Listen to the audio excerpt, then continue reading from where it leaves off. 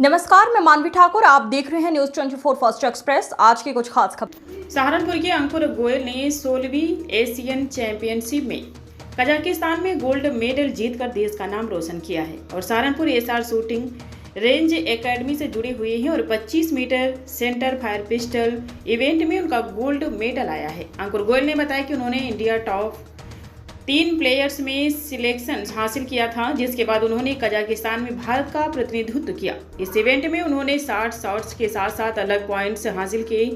Saharanpur SR shooting range academy के अंकुर गोयल ने देश का नाम रोशन किया।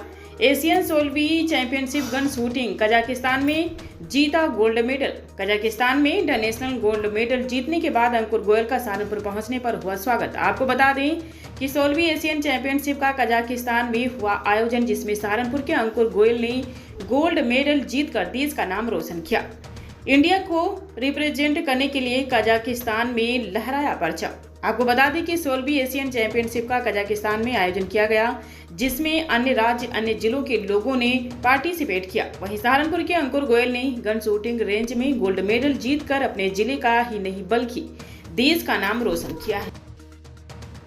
अंकुर Goyal Saharanpur SR shooting academy में काफी समय से प्रैक्टिस कर रहे हैं। अंकुर गोयल ने बताया कि इंडिया टॉप 3 प्लेयर में उनका सिलेक्शन था, जिसके चलते उन्होंने यहां पर इंडिया को रिप्रेजेंट किया है।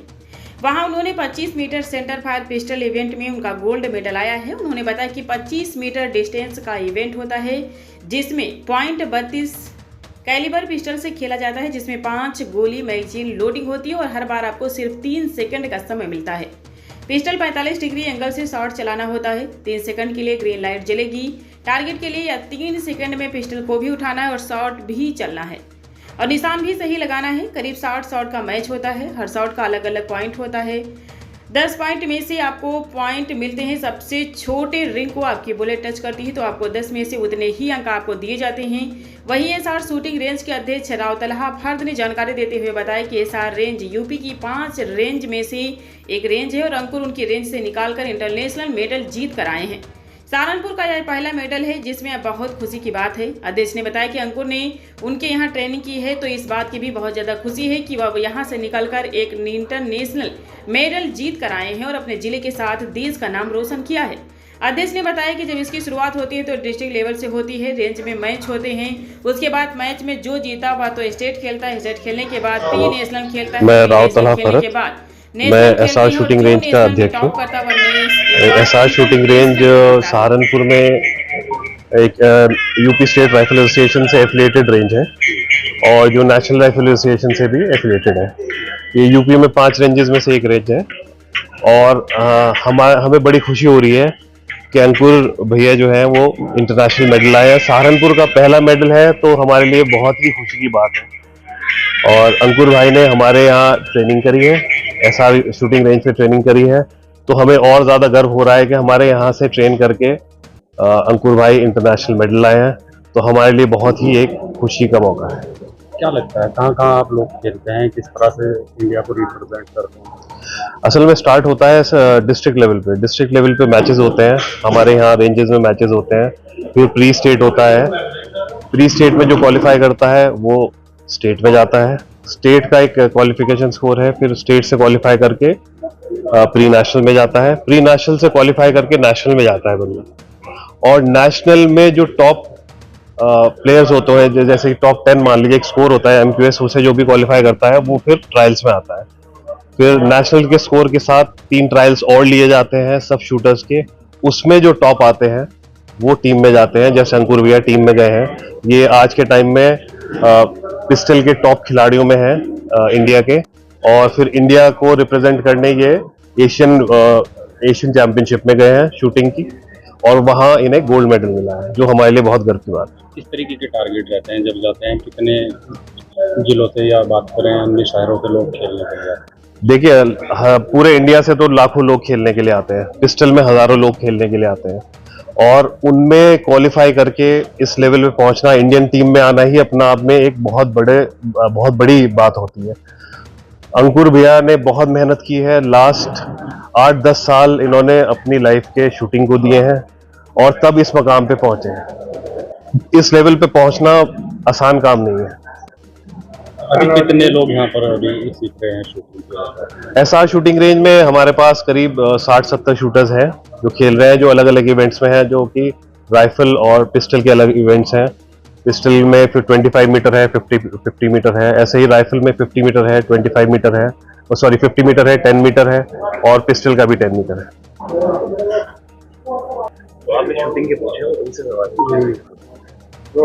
जी, आपका नाम? मेरा नाम अंकुर गोयल है।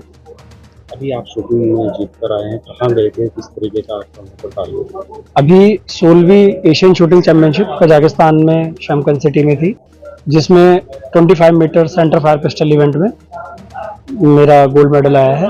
और मैंने इसमें इंडिया से टॉप 3 प्लेयर्स हर इवेंट में जाते हैं, तो as a team top 3 players में मैं सेलेक्टेड था, जिसमें मैंने इंडिया को रिप्रेजेंट किया था।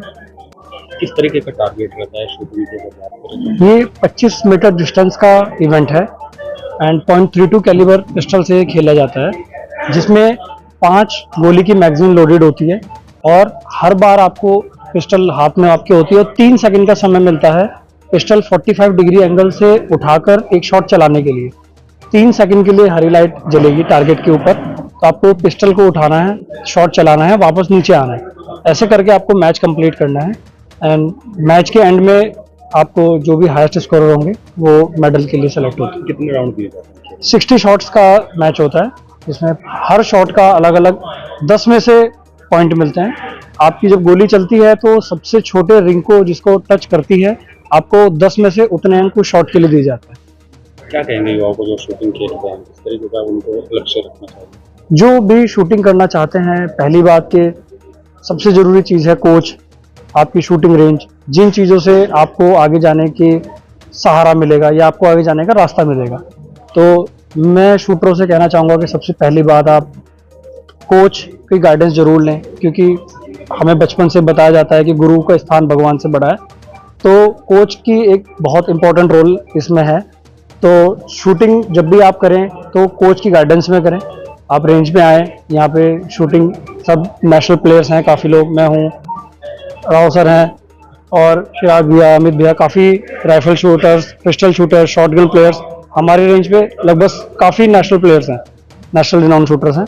तो युवाओं से यही कहना चाहूँगा कि जब भी सीखें गाइडेंस में सीखें, ताकि आपका समय बचे। आपकी कोच की तरफ से कितना सहयोग आपको? कोच की तरफ से हमेशा पूरा सहयोग रहा, क्योंकि कोच के बिना अगर आपके पास गाइडेंस नहीं होगी, आपको कोई सही रास्ता नहीं पता होगा, आप कितनी भी कोशिश करें आप मंजिल तक नहीं पहुंच पाएंगे।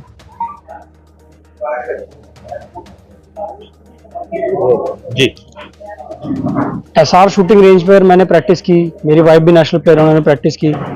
कुछ साल पहले हमारे पास कोई शूटिंग रेंज नहीं थी प्रैक्टिस के लिए, तब रियान भाई ने शूटिंग रेंज शुरुआत की बनाने की, जबकि उनका शूटिंग बैकग्राउंड से कोई मतलब नहीं था। फिर भी उन्होंने कोशिश करी कि ठीक है, अगर मेरे पास कोई रिसोर्स है तो मैं उसको यूटिलाइज कर सकता हूँ किसी अच्छी चीज़ में। और हम प्रशासन के पास भी गए, प्रशासन ने कई बार बहुत सारी अड़चनें भी लगाई, बट लेकिन जब भी जितना रियान भाई कर सकते थे अपनी तरफ से, उन्होंने बोला कि सर मुझे शूटर अगर प्रैक्टिस कर रहे हैं तो मुझे उनसे कुछ नहीं चाहिए, अगर प्रशासन उनको अनुमति दे। तो रियान भाई का इसमें बड़ी हेल्प रही सब चीज़ों में कि उन्होंने शूटिंग रेंज के लिए अपने सब कोई रिसोर्सेज यूज़ कराए, हमें यूज़ करने के लिए दिए और हमेशा सपोर्ट रखा। और मैं तरफ से सबके लिए धन्यवाद है, क्योंकि मैं ऐसा नहीं कह सकता कि ये सब मेरे बड़े हैं कि ये सब मुझे सम्मानित करें, इन सब का आशीर्वाद की तरह है, क्योंकि सब मेरे बड़े भाई जैसे हैं और सब ने मुझे पहली बार जब मिले, अनजान होने के बाद भी कभी ये महसूस नहीं होने दिया। बस इन्हें पता लगा हमारे सहारनपुर से है, शूटर है, और उन्होंने हमेशा छोटे भाई की तरह इज्जत दी और मदद की। तो इन सब के लिए मेरी तरफ से बहुत बहुत धन्यवाद, और मैं चाहूँगा कि सब ऐसे ही चलता रहे, क्योंकि जब हम अपनी जगह से बाहर निकलते हैं, अपने घर से बाहर निकलते हैं, तो दूर जाके अपने घर वाला दिखता है, स्टेट जाते हैं तो जिले वाला दिखता है, दूसरे देश जाते हैं तो अपने देश वाला दिखता है।